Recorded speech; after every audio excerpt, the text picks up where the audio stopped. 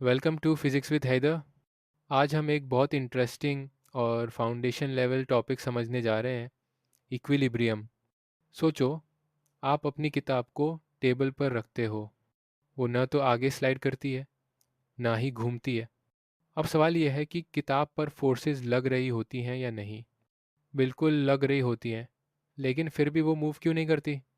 इसी सवाल का जवाब हमें इक्विलिब्रियम के कंसेप्ट से मिलता है।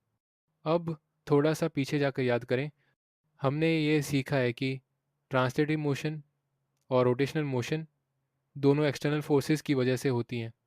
लेकिन आज हम ये देखेंगे कि कैसे एक्सटर्नल फोर्सेस को इस तरह बैलेंस किया जाता है कि ना तो ट्रांसलेशनल इफ़ेक्ट होता है और ना ही रोटेशनल इफ़ेक्ट। इस टॉपिक को फर्दर स्टडी करते हैं। We have learned how translatory and rotational motion can be caused due to the application of external forces. Now, we shall see how external forces can be balanced to produce no translational or rotational effects.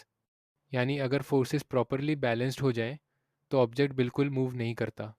We know that if a number of forces act on a body such that their resultant is zero, the body remains at rest or continues to move with uniform velocity if already in motion. अगर किसी body पर लगने वाली तमाम forces का resultant zero हो, तो या तो वो रेस्ट पर रहती है, या अगर पहले से मूव कर रही हो तो यूनिफॉर्म वेलोसिटी से मूव करती रहती है।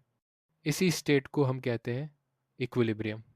बुक में डिफाइंड है कि a body is set to be in equilibrium if it has no acceleration.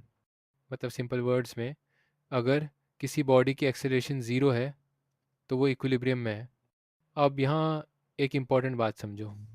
Acceleration zero होने का मतलब सिर्फ रेस्ट नहीं होता। बॉडी मूव भी कर सकती है, लेकिन उसकी वेलोसिटी चेंज नहीं होनी चाहिए। अब इक्विलिब्रियम की टाइप्स देखते हैं। पहली टाइप है स्टैटिक इक्विलिब्रियम। इसमें बॉडी बिल्कुल रेस्ट पर होती है, जैसे टेबल पर रखी हुई किताब या दीवार के साथ टिकाया हुआ लैडर। फोर्सेस भी बैलेंस्ड होती हैं और बॉडी मूव नहीं करती। दूसरी टाइप है dynamic equilibrium.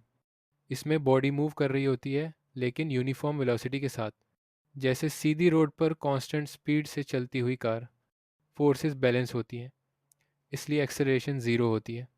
Exam point of view से याद रखें, इक्विलिब्रियम का मतलब है no acceleration, resultant force zero होती है। स्टैटिक इक्विलिब्रियम में बॉडी रेस्ट पर होती है। डायनामिक इक्विलिब्रियम में बॉडी मूव करती है, लेकिन यूनिफॉर्म वेलोसिटी के साथ।